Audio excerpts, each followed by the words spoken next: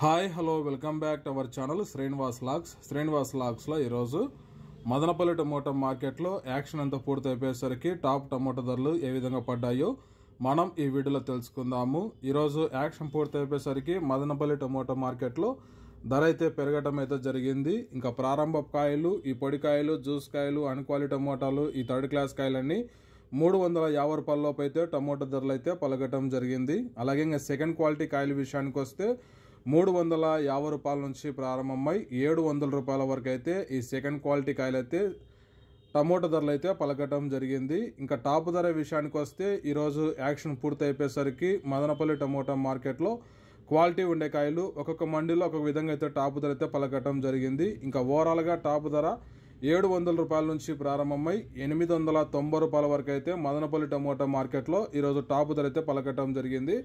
700 rupees to 890 rupees top price in Madanapalle tomato marketed.